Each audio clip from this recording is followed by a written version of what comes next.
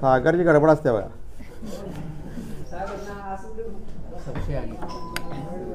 Madam press note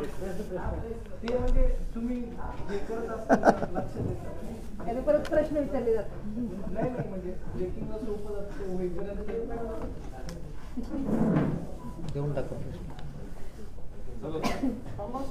चला सुरू कराय का?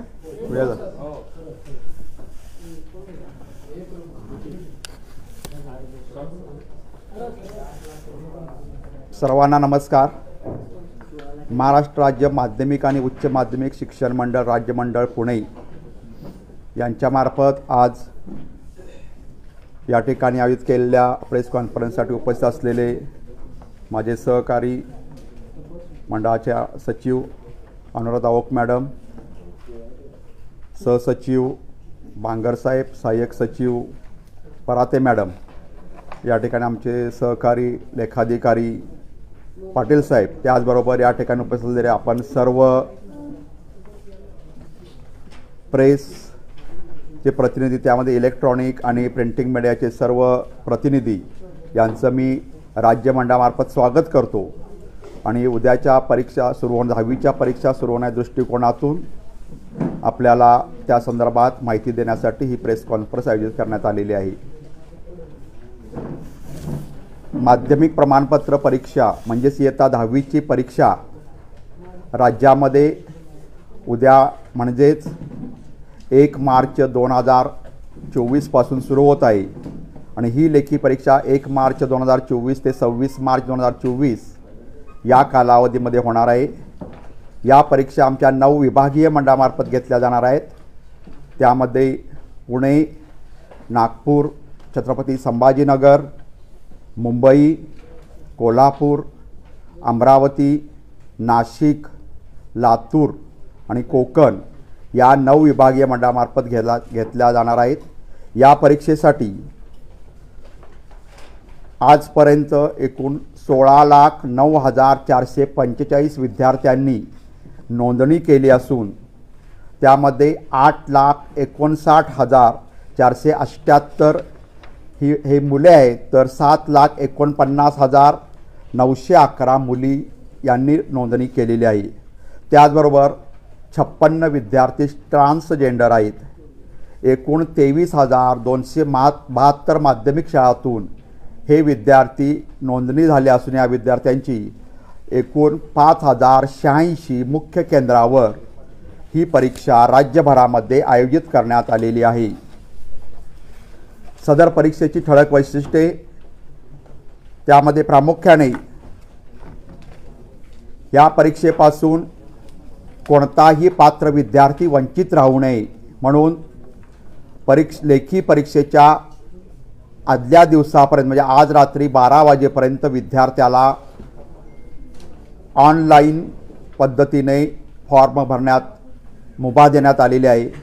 जास्तीत जास्त फॉर्म भरले आहेत, परंतु कोणताही विद्यार्थी परीक्षेपासून वंचित राहणार नाही याची दक्षता मंडळाने यावर्षीसुद्धा दरवर्षीप्रमाणे घेतलेली आहे. विद्यार्थ्याच्या मनावरील ताण कमी होण्याच्या दृष्टिकोनातून परीक्षेच्या महत्त्वाच्या विषयामध्ये खंड ठेवण्याची प्रथा मंडळाने यावर्षीसुद्धा कायम ठेवली असून त्यामुळे विद्यार्थ्यांना पहिला पेपर झाल्यानंतर दुसऱ्या पेपरसाठी अभ्यास करण्यासाठी चांगला वेळ मिळतो आणि त्यामुळे विद्यार्थ्याच्या मनावरील ताण कमी होतो. प्रामुख्याने मला आपल्या मार्फत सर्व विद्यार्थी पालक शिक्षकांना आवाहन करायचं आहे की मंडळामार्फत प्रसिद्ध केलेले छापील वेळापत्रकच किंवा ऑनलाईन वेळापत्रक विद्यार्थ्यांनी ग्राह्य धरावे. अन्य कोणत्याही संस्थेने छापाई केलेले किंवा व्हायरल केलेले वेळापत्रक विद्यार्थ्यांनी ग्राह्य धरू नये, जेणेकरून विद्यार्थ्याचं नुकसान होणार नाही याची दक्षता विद्यार्थी, शिक्षक आणि पालक यांनी घेणं आवश्यक आहे. हे आपलं वेळापत्रक आहे. प्रामुख्याने आपण 2/11/2023 रोजी अंतिम वेळापत्रक आपण प्रसिद्ध केले होते. म्हणजे साधारणतः 3 महिन्यापूर्वी हे वेळापत्रक प्रसिद्ध झाल्यामुळे आणि 10वीचे ठराविक विषय असल्यामुळे विद्यार्थ्यांना याबाबतीत सर्व माहिती मिळालेली आहे. त्याचबरोबर आपण विद्यार्थ्यांना जे हॉल तिकीट देण्यात आलेलं आहे त्या हॉल तिकिटावर सुद्धा विद्यार्थ्यांची पेपरची तारीख, पेपरची वेळ म्हणजे सकाळ सत्र किंवा दुपार सत्र आणि विषय याचा आपण विद्यार्थ्यांनी जे विषय घेतले त्याची नोंद आपल्या हॉल तिकीटवर सुद्धा केली गेलेली आहे. परीक्षेच्या कालावधी विद्यार्थ्यांच्या मनावर ताण येतो. कालसुद्धा मी एक बातमी वाचली, त्यामध्ये प्रामुख्यानं एक नाशिकमधील विद्यार्थ्यानं काही गैरमार्गाचा अवलंब केला, म्हणजे त्यानं पेपर अवघड गेला. अशा प्रकारच्या घटना दरवर्षी घडत असतात आणि विद्यार्थ्यांच्या मनावर ताण येतो. खरं म्हणजे विद्यार्थ्यांना सांगायचं वाटतं ही परीक्षा ही जीवनाची अंतिम परीक्षा नाही. ही परीक्षा ही आपल्याला फक्त पुढे जाण्यासाठी एक टप्पा आहे आणि त्यामुळे विद्यार्थ्यांच्या जीवनावर, विद्यार्थ्यांच्या मनावर, पालकांच्या मध्ये जो ताण येतो तो ताण कमी होण्याच्या दृष्टिकोनातून आपण समुपदेशकांची निवड करतो आणि या समुपदेशकांमार्फत या विद्यार्थ्यांना मार्गदर्शन करतो. याही वर्षी आपण राज्यमंडळ स्तरावरून 10 समुपदेशकांची निवड केली आहे. तर प्रत्येक विभागीय मंडळावर त्यांच्या अंतर्गत जे काही जिल्हे आहेत त्या प्रत्येक जिल्ह्यासाठी कमीत कमी 2 समुपदेशकांची नियुक्ती ही केलेली आहे, जेणेकरून विद्यार्थ्यांचा कोणताही परीक्षेचा ताण आला किंवा अन्य कोणत्याही बाबतीमध्ये जर काही अडचण आली तर समुपदेशकांचे नंबर आपण प्रसिद्ध करतो आणि या समुपदेशकांशी संपर्क साधून विद्यार्थ्यांनी त्या पद्धतीनं त्या ठिकाणी या समुपदेश संपर्क साधावा, जेणेकरून आपल्या मनावरील किंवा विद्यार्थ्याच्या मनावरील ताण कमी होईल आणि विद्यार्थी निकोप वातावरणामध्ये परीक्षा देऊ शकतो. सदर परीक्षेसाठी नियुक्त केलेले सहाय्यक परिरक्षक, ज्यांना आपण असिस्टंट कस्टोडियन किंवा रनर म्हणतो, त्या रनरना आपण त्या रनरचं काम असतं की कस्टडीपासून केंद्रापर्यंत दररोज प्रश्नपत्रिका नेणे आणि उत्तरपत्रिका पुन्हा कस्टडीपर्यंत आणणे. यामध्ये यावर्षी आपण सुद्धा मोबाईल चित्रीकरण करण्याचं त्या सदर रनरना सांगितलेलं आहे. म्हणजे कस्टोडियनकडून ज्यावेळी त्या प्रश्नपत्रिका रनर घेतो किंवा सहाय्यक परिरक्षक घेतो, ते घेतल्यानंतर त्यांना आपल्या मोबाईलचं GPS लोकेशन ऑन करायचं आहे आणि म्हणजे तो प्रत्यक्ष कुठल्या स्थानावर आहे हे आपल्याला कळू शकतं, कारण त्यांचे नंबर आणि त्यांची नावं आपण आधीच घेतलेली आहेत. प्रत्येक विभागीय मंडळाकडे आहेत, राज्य मंडळाकडे सुद्धा ती नावं आहेत.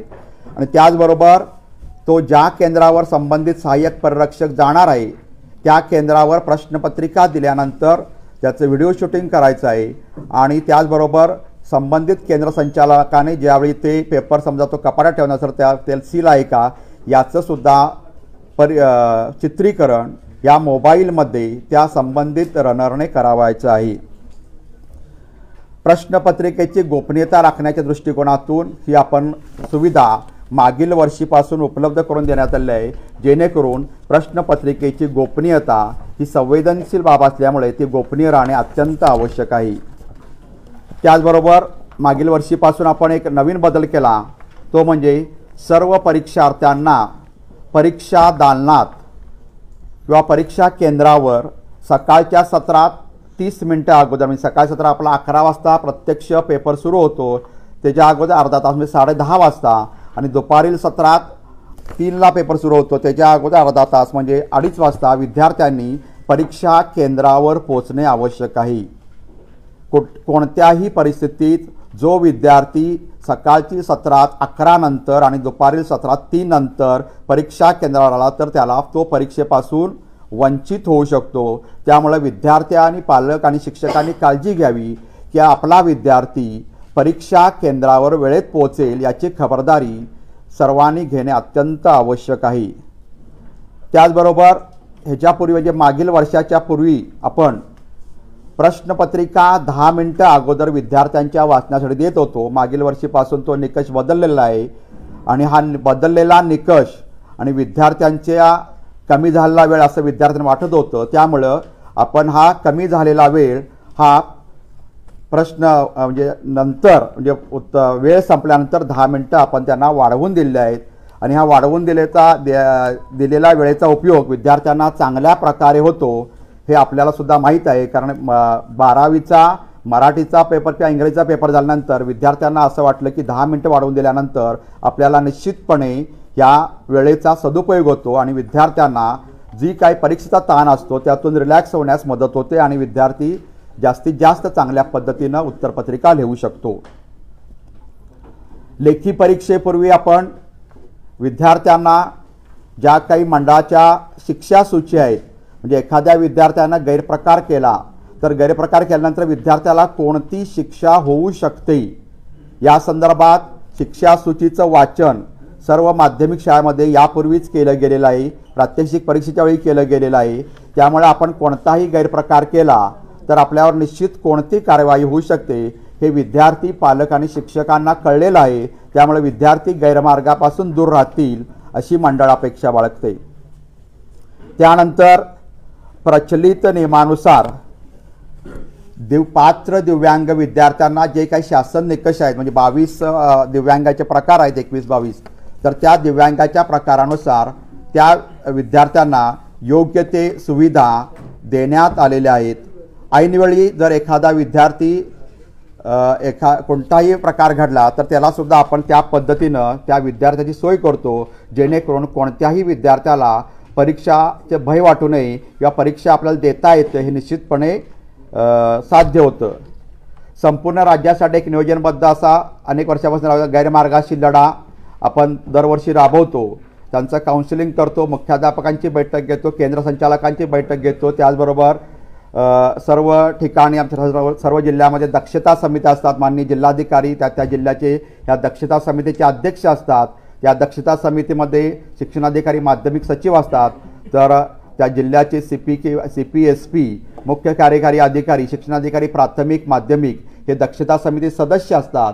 आणि या सदस्यांच्या ह्याच्यातून दक्षता समितीमध्ये त्या जिल्ह्यामध्ये एकूण किती केंद्र आहेत, किती विद्यार्थी आहेत, किती काही ठिकाणी असले तर उपकेंद्र किती आहेत याची सर्व सूचना दिली जाते. आणि त्यामुळं जिल्हा प्रशासनाला सुद्धा या परीक्षेवर नियंत्रण ठेवण्यासाठी, कारण सार्वजनिक परीक्षा असल्यामुळे सार्वजनिक परीक्षेवर नियंत्रण ठेवण्यासाठी जिल्हा प्रशासनाला योग्य ती मदत मिळते. आणि त्यामुळं गैरमार्गाशी लढा देण्यासाठी अनेक ठिकाणी आता आपली 271 भरारी पथकं राज्य मंडळाची आहेत, म्हणजे राज्य मंडळामार्फत शिक्षण विभागाचे आहेत. परंतु अनेक जिल्ह्यांनी प्रामुख्याने माननीय जिल्हाधिकारी, मुख्य कार्यकारी अधिकारी, SP यांनी सुद्धा त्यांची स्वतंत्र पथके निर्माण केलेली आहेत. आणि या स्वतंत्र पथकामुळे एक परीक्षेचं निकोप वातावरण विद्यार्थ्यांना उपलब्ध करून देण्यात आलेले आहे. आणि त्यामुळं परीक्षा हे गैरमार्गाशी लढा हे अभियान आपण चांगल्या पद्धतीने राबवत आहोत.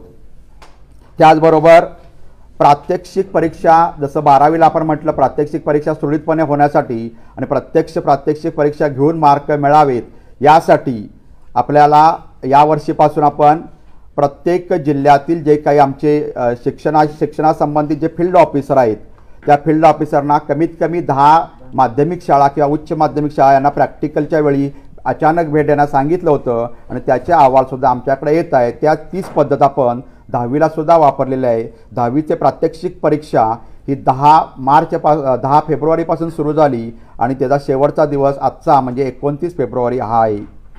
तसंच या परीक्षेच्या दृष्टिकोनातून सर्व माननीय विभागीय आयुक्त, माननीय जिल्हाधिकारी यांना राज्य मंडळामार्फत अर्धशासकीय पत्र म्हणजे DO लेटर पाठवून त्यांना परीक्षा संदर्भात सूचना दिलेल्या आहेत, जेणेकरून प्रत्येक जिल्ह्यामध्ये परीक्षेचं वातावरण चांगल्या पद्धतीनं निर्माण होईल. केंद्र संचालक, उपकेंद्र संचालक, कस्टोडियन यांच्या विभागीय मंडळ स्तरावर बैठका घेण्यात आलेल्या आहेत.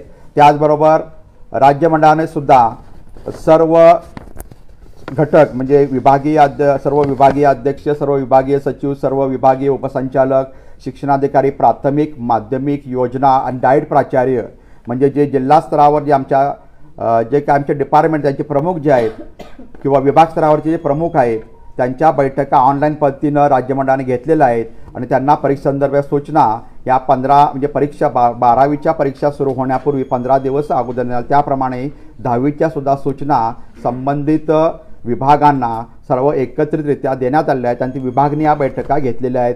त्यामुळं सर्व संबंधितांनी परीक्षेवर जास्त नियंत्रण ठेवण्याला सोपं पडणार आहे. त्याचबरोबर मंडळाने निर्धारित केलेला कालावधी म्हणजे जो प्रात्यक्षिक परीक्षेचा कालावधी होता तो 10 फेब्रुवारी तर 29 फेब्रुवारी या कालावधी होता. त्याचबरोबर एखादा विद्यार्थी या प्रात्यक्षिक किंवा तोंडी परीक्षेला आजारी असल्यामुळे किंवा अन्य काही इतर कारणामुळे जर प्रात्यक्षिक परीक्षेला किंवा तोंडी परीक्षेला जर उपस्थित राहिला नसेल तर त्याला आणखी एक संधी देतो. त्याला आपण आउट ऑफ टर्न परीक्षा म्हणतो. ही आउट ऑफ टर्न परीक्षा आपली ही लेखी परीक्षा संपल्यानंतर म्हणजे आपली 10वीची लेखी परीक्षा 26 मार्चला संपते, तर त्यानंतर 27, 28, 29 आणि 30 मार्चपर्यंत विद्यार्थ्यांना आउट ऑफ टर्नने प्रात्यक्षिक परीक्षा किंवा तोंडी परीक्षा देण्यासाठी संधी उपलब्ध करून देण्यात आली आहे, जेणेकरून प्रात्यक्षिक किंवा तोंडी परीक्षा चुकल्यामुळे विद्यार्थ्याच्या जीवनातील एक महत्त्वाचं वर्ष, महत्त्वाचा टप्पा वाया गेला असं विद्यार्थ्याला वाटू नये, त्यामुळे विद्यार्थ्यांना ही एक संधी देण्यात आलेली आहे. याच वर्षीपासून आपण प्रात्यक्षिक आणि तोंडी परीक्षेचे गुण हे ऑनलाईन पद्धतीनं भरून घेण्यात आलेले आहेत आणि हे ऑनलाईन पद्धतीने भरून घेण्यात आलेले गुण आमच्यापर्यंत पोहोचत आहेत. 12वीचे जवळजवळ 99.99% गुण आमच्याकडे ऑनलाईन पद्धतीने पोहोचलेले आहेत. आणखी काही दिवस त्यांना वाढवून दिले आहेत. काही ठराविक कॉलेज राहिलेले आहेत, त्यांना सूचना देऊन त्यांचेसुद्धा गुण ऑनलाईन पद्धतीनं आमच्याकडे पोहोचतील याची दक्षता मंडळ घेत आहे. त्याचप्रमाणे 10वीच्या प्रात्यक्षिक परीक्षेचे गुणसुद्धा आपण ऑनलाईन पद्धतीने घेतलेले आहेत. तोंडी परीक्षेचे गुण आपण ऑनलाईन पद्धतीने घेतले आहेत, जेणेकरून प्रशासनाच्या दृष्टीने गैरव्यवहार थांबतील, गैरप्रकार थांबतील. त्याचबरोबर रिझल्ट लावण्यासाठी सुद्धा म्हणजे निकाल जाहीर करण्यासाठी सुद्धा आम्हाला थोडा कमी वेळ लागेल अशी अपेक्षा आम्ही यामागे ठेवलेली आहे. माध्यमिक शाळांत प्रमाणपत्र परीक्षेला आपण प्रत्येक ब्लॉकमध्ये 25 विद्यार्थी बसायला परवानगी देतो आणि या 25च पाकिट आपण म्हणजे प्रश्नपत्रिकांचं पाकिट तयार करतो, जेणेकरून एखाद्या वर्गातील प्रश्नपत्रिका जर कुठं बाहेर जात असेल तर आपल्याला निश्चितपणे लक्षात येतं किंवा व्हायरल होत असेल निश्चितपणे लक्षात येतं की कुठली प्रश्नपत्रिका कुठल्या ब्लॉकची प्रश्नपत्रिकेचं पाकिट वितरण करताना किंवा वितरण करण्याच्या संदर्भात आधी बाहेर गेलं का नाही याचा आपल्याला उहापोह घेता येतो.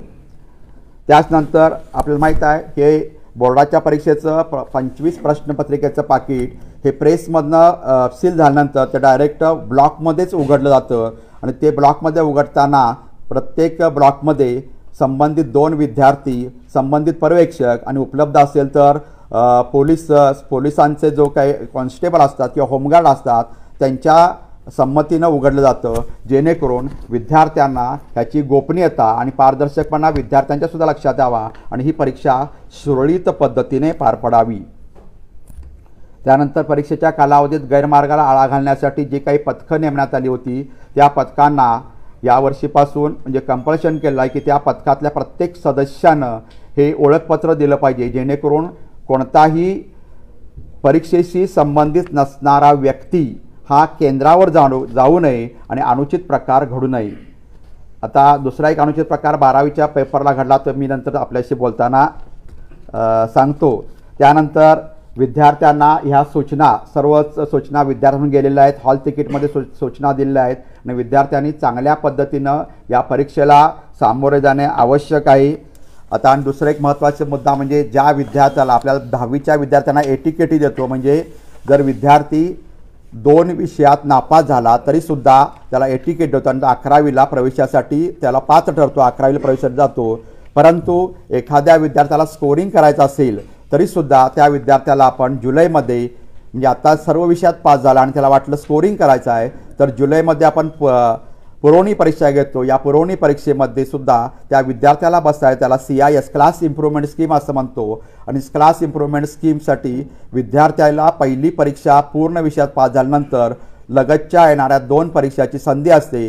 म्हणजे या परीक्षेला जर विद्यार्थी सर्व विषयात पास झाला तर येणारी जुलैची परीक्षा आणि त्यानंतर पुढची मार्च म्हणजे मार्च 25ची परीक्षा विद्यार्थी पुन्हा देऊ शकतो, जेणेकरून जर विद्यार्थ्याला स्कोरिंग करण्याची इच्छा असेल तर. आणि त्याचबरोबर 11वीला जाण्यासाठी ATKTची सोय आहे, त्यामुळे विद्यार्थ्याला जर ATKTमध्ये प्रवेश मिळाला 11वीला गेला तरीसुद्धा विद्यार्थ्याला 11वीत असताना म्हणजे येणाऱ्या जुलैची परीक्षा आणि पुढच्या मार्चच्या परीक्षेत उत्तीर्ण होणे आवश्यक असतं. तो विद्यार्थी जर त्या परीक्षेमध्ये 10वीचे काही विषय सोडू शकत नाही तर त्याचा 11वीचा निकाल जाहीर केला जात नाही आणि त्या विद्यार्थ्याला 12वीला प्रवेश दिला जात नाही. म्हणजे जोपर्यंत तो 10वी क्लिअर होत नाही तोपर्यंत त्या विद्यार्थ्याला 12वीला प्रवेश दिला जात नाही.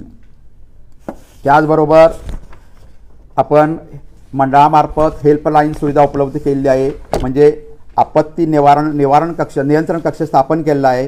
राज्य मंडळ तसे विभागीय मंडळातसुद्धा नियंत्रण कक्ष स्थापन केला आहे. विद्यार्थ्याला परीक्षेसंदर्भात सेंटरची अडचण आली किंवा कुठली प्रशासकीय अडचण आली, हॉल तिकीटची अडचण आली तर विद्यार्थ्यांना राज्य मंडळ तसेच विभागीय मंडळ या विभागीय मंडळाशी संपर्क साधून जे आम्ही नंबर प्रसिद्ध केलेले आहेत तर त्याशी संपर्क साधून विद्यार्थ्याला योग्य वेळी योग्य त्या सूचना दिल्या जातील याची सर्व आपण व्यवस्था केलेली आहे. या विद्यार्थ्यांच्या आयुष्यातील 10वीची परीक्षा एक महत्त्वाचा टप्पा आहे आणि या महत्त्वाच्या टप्प्यावर विद्यार्थी, पालक, शिक्षक यांना राज्य मंडळामार्फत हार्दिक शुभेच्छा देतो आणि ह्या विद्यार्थ्यांना या परीक्षेत सुयश लाभो असं मी यश चिंततो. धन्यवाद.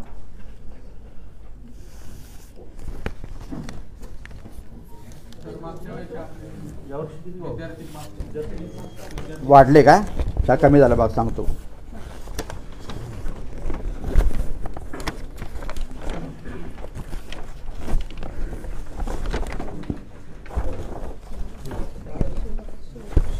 छोटी पानं आहे का?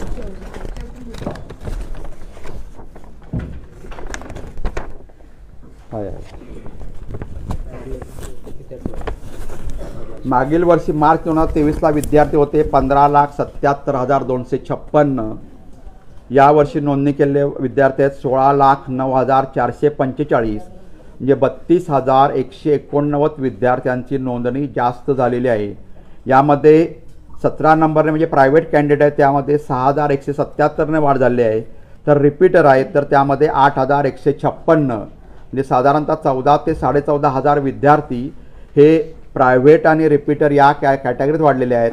आणि उरलेले जे विद्यार्थी आहेत साधारणतः 18,000 विद्यार्थी, हे 18,000 विद्यार्थ्यांचे मध्ये सुद्धा वाढ झालेली आहे. याचा अर्थ विद्यार्थ्यांचा राज्य मंडळावर विश्वास बसलेला आणि राज्य मंडळाचा अभ्यासक्रम हा विद्यार्थ्यांना आता आपलासा वाटू लागला आहे आणि त्यामुळे विद्यार्थी वाढले असतील अशी आमची शक्यता, अशी आम्हाला अपेक्षा वाटते. दुसरं आम्हाला असं वाटतं की आपण RT प्रवेश प्रक्रिया राबवतो. RT प्रवेश प्रक्रिया ही साधारणतः 8वीपर्यंत असते.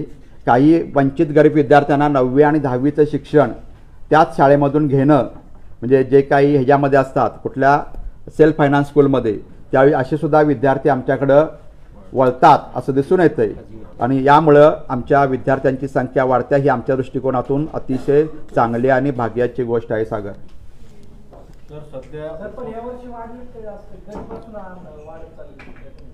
नाही, आता कसं झालं मागच्या वर्षी कमी झाले होते, यावर्षी वाढले. त्याच्या मागच्या वर्षी ह्याच्यापेक्षा जास्त होते, 16,25,000 होते. मागच्या वर्षी कमी झाले, त्यामध्ये साधारण 50,000 विद्यार्थी 48,000 विद्यार्थी मागच्या वर्षी कमी झाले होते.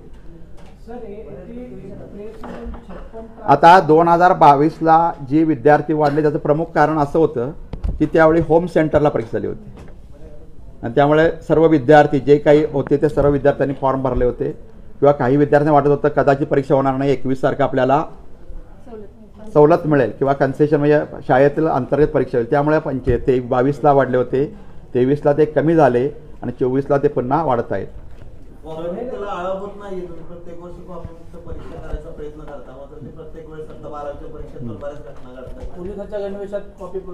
ठीक आहे, तेच मागास मी उल्लेख केला. पहिला उत्तर देतो मी. सर्व परीक्षा ह्या चांगल्या पद्धतीने व्हाव्यात अशीच अपेक्षा प्रशासनाची असते. परंतु ज्यावेळी 15 लाख आणि 16 लाख विद्यार्थी परीक्षेला बसत असतात त्यावेळी प्रत्येकाचं काउन्सिलिंग करणे, विद्यार्थ्याचं काउन्सिलिंग करणे, शिक्षकांचं काउन्सिलिंग करणे आपण करत असतो. तरीसुद्धा काही घटना अशा घडतात कारण विद्यार्थी हा काही वेळा कॉप्या करतो आणि तो पकडला होतो. म्हणजे दोन्ही दृष्टीनं आमच्या म्हणजे विद्यार्थी कॉपी करतोय दुर्दैव आहे, परंतु आमच्या प्रशासन कॉपी पकडते हे सुद्धा आमचं प्रशासन ॲक्टिव्ह असल्याचं दोतोक आहे ना.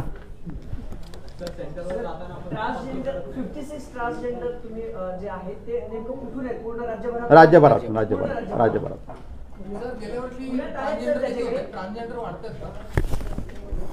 हे एक महत्त्वाचा मुद्दा आहे म्हणजे आरोग्याचा दृष्ट्या ते बघतो. आता गेल्या वर्षी जरा वाढतात ना, संख्या वाढायला लागलेली आहे. गेल्या वर्षी खरं आम्ही देतो आकडा. हो,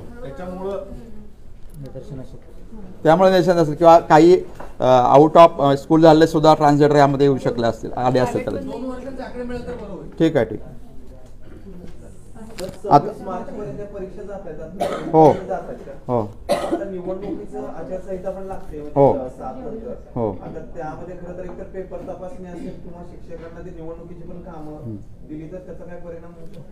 निश्चितपणे काही होणार नाही कारण दर 5 वर्षांनी इलेक्शन होतात तसं दरवर्षी परीक्षा होत असते आणि दरवर्षी याच कालावधीमध्ये परीक्षा होते. आणि जरी शिक्षकांना निवडणुकीची कामं असली तरीसुद्धा ती ठराविक विशिष्ट वेळेत असतात आचारसंहिता कधी लागेल हे आम्ही सांगू शकत नाही, परंतु आचारसंहिता निश्चितपणे लागणार आहे 10 तारखेपर्यंत असं आम्हाला अपेक्षित आहे. आणि त्यामुळं त्यानंतर परीक्षा आपली चांगल्या पद्धतीने होते आणि परीक्षेतलं जे काम आहे तर त्यांची एखादी म्हणजे ज्या कामाला ते 2-3 त्याच्या आधी बैठका असतात महसूलच्या, त्यामध्ये सहभागी होतात. त्यामुळे फारशी काही अडचण येत नाही. म्हणजे कुठल्याही परिस्थितीत वर्ग रिकामा टाकून परीक्षेला ते शिक्षक जात नाहीत, त्याला पर्यायी व्यवस्था करतात. दुसरं म्हणजे परीक्षेच्या काळात 2-3 तास जसं शाळा असते तसं ते 2-3 तास ट्रेनिंग असतं आणि ट्रेनिंगनंतर ते शिक्षक पेपर तपासू शकतात. त्यामुळे फारशी अडचण येत नाही. सर, कॉपी रोखण्यासाठी जी भरारी पथक आहे त्यांची संख्या नेमकी किती? 271 मंडळ म्हणजे शिक्षण विभागाची 271 भरारी पथकं आहेत शिक्षण विभागाची. त्याशिवाय अनेक जिल्ह्यामध्ये महसूल विभागाने किंवा ग्रामविकास विभागाने सुद्धा भरारी पथकं स्थापन केली आहेत. काही ठिकाणी पोलिसांची सुद्धा भरारी पथकं आहेत. आणि अशा अनेक म्हणजे जिल्हा प्रशासनाने जो निर्णय घेतला मान्य जिल्हाधिकारी त्या जिल्ह्यातल्या, त्यानुसार भरारी पथकं त्या जिल्ह्यात आणखी वाढलेली आहेत. साधारणतः राज्यभरामध्ये साधारण 400 तरी भरारी पथकं निश्चितपणे असतील. निश्चितपणे आता हे जे आपण आता जे विचारलं गैरप्रकार उघडकीस आणण्याचं काम हे भरारी पथक करतं. कुठल्याही केंद्र संचालकानं हे केलेलं आहे. चुकून एखादा असतो की केंद्र संचालकाने स्वतः कॉपी पकडली, नाहीतर भरारी पथकाचे म्हणजे गैरप्रकार उघडकीस आणतं. त्यामुळे निश्चितपणे त्याचा फायदा होतो. नुसतं भरारी पथक येणार म्हटल्यावर सुद्धा काय परीक्षेची अवस्था होते हे आपल्याला माहीत आहे. तर सीबीएसईने ओपन बुक एक्झामची तयारी केली आहे, म्हणजे घेणार असणे चाचपणी सुरू केली आहे काही याच्यात. आपण त्या दृष्टीने विचार करतोय, पुढे जाणार आहोत. हो, तो मुद्दा चिन्मयने मागील वेळेस उपस्थित केला होता 12वीच्या ह्याच्या वेळी. त्यानंतर सीबीएसईचा असं आम्ही ऐकलं, आम्हाला निश्चित अजून माहिती मिळालेली नाही आणि तसं त्यांचा ऑथोराइज्ड लेटर अप वगैरे नाही की चर्चा चालली आहे विथ बुक एक्झाम घेणार. परंतु त्या दृष्टीनं आपण पण विचार करू. निश्चितपणे तो चांगला मुद्दा आहे. म्हणजे भरारी पथकं हे वगैरे सगळं, परंतु त्या 3 तासामध्ये विद्यार्थी पेपर सोडवतात काय नाही हा पण मुद्दा बघायला पाहिजे.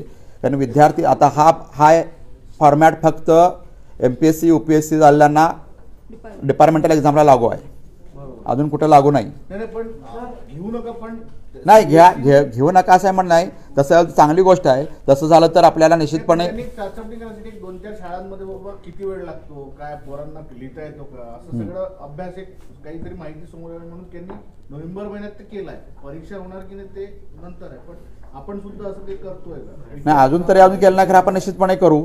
कारण नॅशनल एज्युकेशन पॉलिसीमध्ये तशी काही पॉलिसी दिलेली नाही, परंतु त्या पद्धतीनं विद्यार्थ्यांना सुद्धा परीक्षेत ताण येऊ नये. म्हणजे विद्यार्थ्यांना वाटते पेपर आहे, पुस्तक आम्ही आपल्याला भरपूर लिहिता येईल, परंतु त्याच्या उलट गोष्ट आहे ती प्रत्यक्ष लिहित असताना कळतं. कारण विद्यार्थ्याला कुठल्या पानावर काय हे कळल्याशिवाय तो पेपरच लिहू त्या वेळेस पूर्ण करू शकत नाही. त्यामुळे हा निश्चित चांगला प्रकार आहे. विद्यार्थ्याचा ताण मनावरचा ताण कमी करण्यासाठी आपण सुद्धा त्या पद्धतीनं निश्चितपणे म्हणजे असा प्रयत्न करू ठराविक शाळांमध्ये. भरारी पथकांची चौकशी होणार आहे का? कारण की ते पोलिसाच्या रूपात बहिणीला कॉपी ठेवायला गेलं. आता ह्याचा आणि भरारी पथकाचा कोणताही संबंध आहे. पहिला मूळ मुद्दा म्हणजे आपण जिल्हा प्रशासनाकडं पोलीस कुमक मागवतो. तर प्रत्येक केंद्र संचालक हे करत असताना तो आलेला पोलीस आहे का होमगार्ड आहे हे केंद्र संचालक तपासू शकत नाही.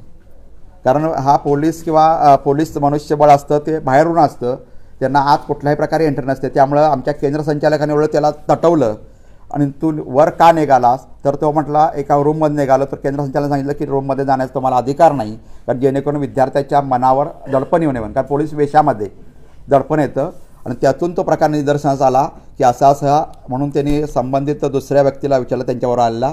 तर ते म्हटलं हे आमच्याबरोबर आले, आमचा जे ओळख नाही. आणि त्यातून हा प्रकार घडला आणि त्यातून तो निदर्शनास आला. तो नंतर काय झाला सॅल्यूट मारताना निदर्शनास आला वरिष्ठांना. हे केंद्र संचालक आणि संबंधित PIना बोलल्यानंतर ते लक्षात आलेलं आहे.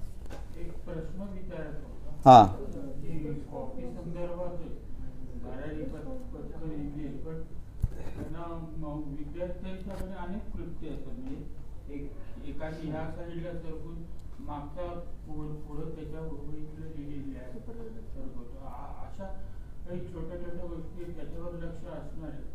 सुपरवायझर केंद्रातला जो केंद्र संचालक बिल्डिंग म्हणजे त्या बिल्डिंगचा असणारा कंडक्टर, त्याचबरोबर त्या वर्गातला सुपरवायझर हा त्याच्यासाठी असतो की जेणेकरून विद्यार्थी पेपर लिहिताना दुसऱ्याचं बघतो का, खरं कुठलाही विद्यार्थी असा दुसऱ्याचं 100% लिहू शकत नाही दुसऱ्याचं बघून. म्हणजे खरंच असे प्रयत्न करत असतील, परंतु हे जे काम संबंधित ब्लॉकमधील सुपरवायझर्स आहे की त्यांना त्याच्यावर कंट्रोल ठेवायचा आहे. सर निकाल वेळेत लागेल का? कारण काय निवडणुकीच्या कामासाठी अनेक शिक्षक लागले जातील, त्यामुळे निश्चितपणे निकाल वेळेत लागेल, त्याची तुम्ही काळजी करू नका. मंडळ त्यामध्ये समर्थ आहे. निश्चितपणे निकाल हा निश्चित वेळेतच लागेल. नाही, पण निवडणुकीच्या कामाचा काय परिणाम? निवडणूक हा वेगळा घटक आहे, परीक्षा हा वेगळा घटक आहे, त्यामुळे आमचा निकाल हा वेळेतच लागेल. सर पुढे दुसरा प्रश्न आहे. आपण जे समुपदेशनासाठी नंबर दिले होते त्याच्यावर किती कॉल आले, कशा प्रकारचे प्रश्न होते? कारण आपण परीक्षेत नाही, त्याची आकडेवारी आपण घेतो, खरं परीक्षा झाल्यावर घेतो, आपण घेतो निकाल. त्या रिझल्ट वेळी आपण सांगतो त्या आकडेवारी किती कॉल आले, कसे आले, काय आले, कोणत्या प्रकारचे आले.